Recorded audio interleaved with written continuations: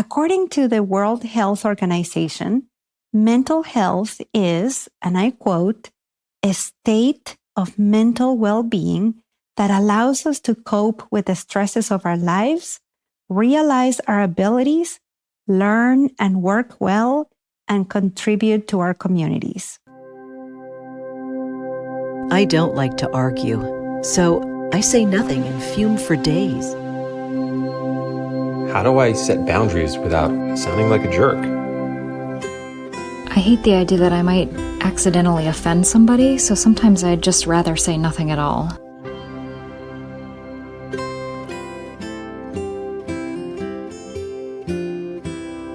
Welcome to the Language Alchemy Podcast, and thank you for joining me today. This is your host, Alejandra Siroka, a transformative communication teacher and coach who's devoted to helping multicultural individuals and couples engaged in personal growth transform their lives and relationships through conscious communication. Thank you so much for being here today and for knowing how important it is to your life and relationships to communicate consciously and skillfully. We are in the month of May, and during this month in the United States, we bring awareness to mental health. So in today's episode, we are going to talk about the impact of communication on our mental health. Now, before we talk about how the quality, the quantity, the type, and style of communication impact our mental health, let's talk about what mental health and mental illness are. Sometimes we think that because we have not been diagnosed with a mental disorder, we enjoy mental health. But that's not always true. According to the World Health Organization, mental health is, and I quote, a state of mental well-being that allows us to cope with the stresses of our lives, realize our abilities, learn and work well, and contribute to our communities. This means that if we are not able to cope with the stresses of life well, if we're not able to realize our abilities well, if we're not able to learn or work according to our natural capacity, or if we're not able to contribute and collaborate with our community, our families, and the people in our lives, then, according to the World Health Organization, we are not enjoying mental well-being. The World Health Organization further states that when we are enjoying mental health, we are able to make decisions, to build relationships, and to shape the world we live in. And when you think about what it is that we have available with us to make decisions, to build relationships, and to shape the world we live in, that's when you can clearly see that it is our language and how we use our language to communicate that allow us to do all these things.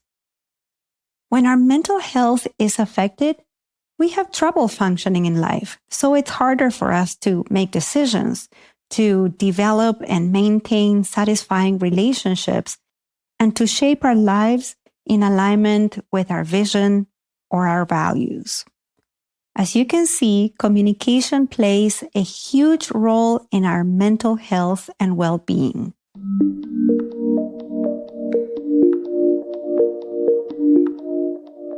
Now, how about in the absence of mental well-being? Does communication also play a role in mental illness? The short answer is yes. And while we now know that mental illness can have a biological basis in which there are changes in the brain structure, chemistry, and function, we also have a lot of research and proof that there are other factors that can impact our mental health, such as trauma, violence, and all types of abuse, which in many cases stem from the type, quality, and style of communication people receive. I worked with so many of my communication students and coaching clients whose mental health was severely impacted by their parents, caregivers, and partners who used harsh and abusive language, who called my clients terrible, dehumanizing names, and who engaged in gaslighting. If you'd like to explore these communication topics more in depth, I've recorded 2 podcast episodes that would help you do that. Check out episode number 34, which is about gaslighting, and episode 120, in which I talk about dehumanizing language in personal relationships. One of my mentors, Marshall Rosenberg, talked a lot about research done between the use of the phrase good girl, good boy, or bad girl, bad boy, and depression. When we grow up hearing again and again that we need to be good or that we are bad, we don't know that we already have intrinsic goodness. And what happens is that we learn to distrust our goodness, which, by the way, is one of the hallmarks of depression. In my own work, I've had many clients who experienced depression, and while they were under depressive states, when we looked at their internal dialogue, what we found was that they were telling themselves, I am not good, I am bad, I need to be good.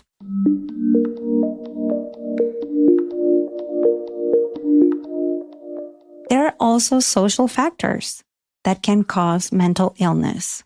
For example, since the late 90s and early 2000s, there's been a lot of awareness about teenage mental health issues when whole societies have given the message consistently to young children and teenagers that in order to have value, they needed to excel. This has been true, especially in places like Japan, where teenage students who performed at an average or above average level had lots of mental problems, including very high incidence of adolescent suicide. And speaking about social factors, we have heard more and more about the impact that bullying has on mental health. And how does bullying start? With dehumanizing language and aggressive communication. So yes, communication has a lot of impact on mental illness. We also know that systems of hatred, inequality, and oppression, such as racism, white supremacy, biases, and intolerance of any kind, including homophobia, xenophobia, transphobia, misogyny, etc., can cause mental health problems. And all of these hateful and fear-producing beliefs start with language and communication that then lead to other behaviors that communicate to people the following messages. You are less than me. You are not good. You are not capable. You are not intelligent. You are dangerous. You are not normal. You do not belong. So, yes, communication has a huge role in mental health as well as in mental illness.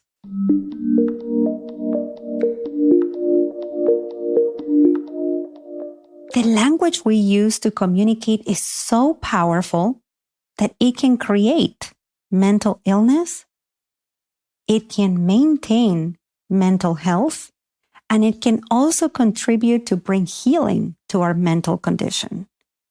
So I'm going to give you now some suggestions for you to consider to contribute to the mental well-being of those around us and ourselves. As I think you may know, I'm not a psychotherapist. In my work, I tell my communication students and coaching clients that while we may talk about painful experiences, the goal of our work together is not to diagnose or to directly treat diagnosable mental health disorders. Our goal is to learn conscious communication skills and transform communication patterns in order to live in alignment with our vision, our values, our potential, and to make the changes needed to thrive in our lives and relationships. However, I have studied psycholinguistics and continue to study Buddhist and Ayurvedic psychology and their relationship to communication. Also, a good percentage of my communication students and coaching clients are psychotherapists. And with my psychotherapist clients, we talk a lot about mental health and communication in our sessions. Also, over the last 15 years or so, I've trained thousands of mental health professionals to communicate respectfully and consciously with multicultural clients and patients and understand the role of communication and culture in mental health. So I'm going to give you 5 suggestions here that are an integration of my studies, my experience, and my work as a transformative communication teacher and coach.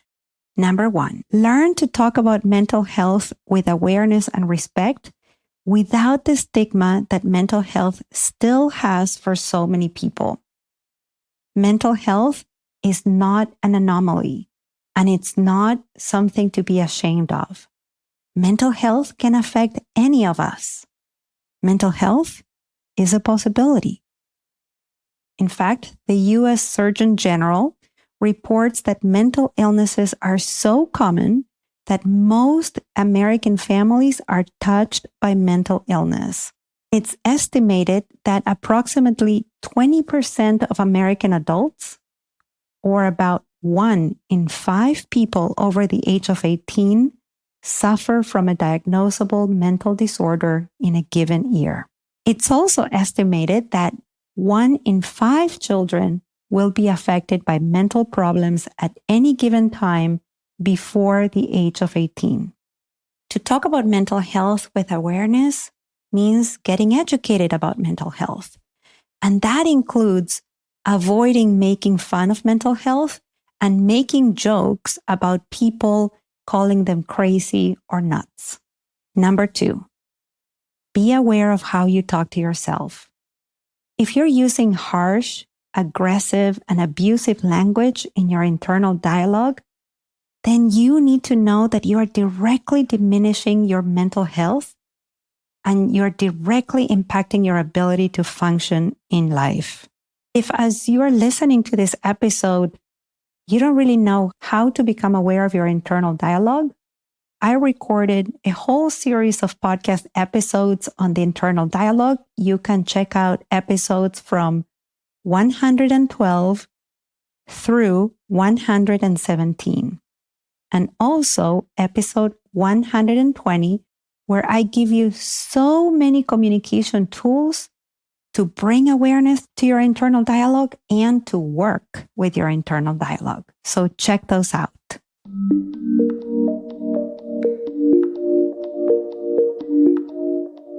Number 3, learn to use neutral, empathic, and kind language to talk to children, partners, family members, friends, co-workers, everyone you come in contact with.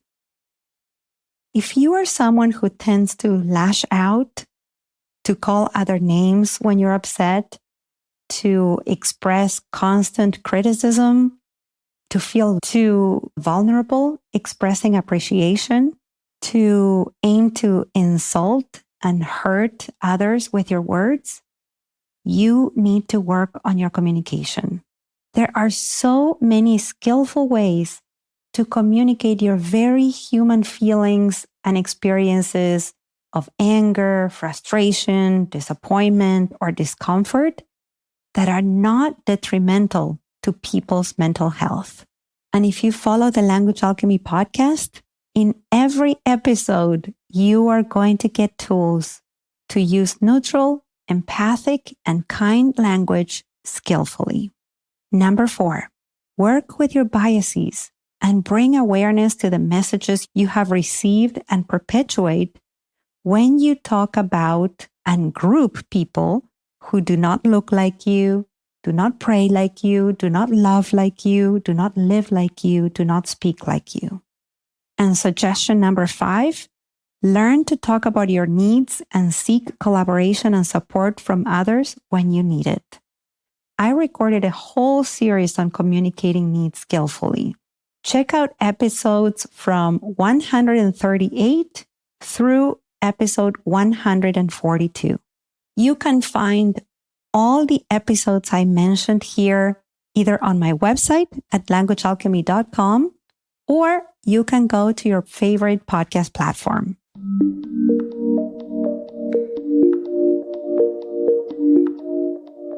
And now let's recap what you've heard.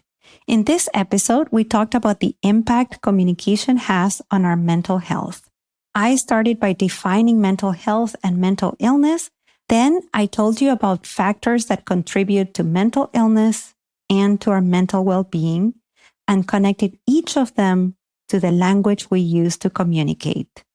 At the end, I left you with 5 suggestions you can use to communicate skillfully when you talk about mental health and to contribute to mental well-being. And as usual, I would love to hear from you. If you are on my mailing list and receive transformative communication tools you can put into use right away directly into your inbox, you have my email, so email me back. And if you're not on my mailing list, go and sign up to languagealchemy.com and start receiving transformative communication tools right away. Thank you so much for listening, and a special thanks to all my clients and students who are enjoying mental well-being because they have transformed their communication. Until next week, and as we say in Argentina, ciao ciao. Original music by Gary Lapo. You can find all links in the show notes at languagealchemy.com.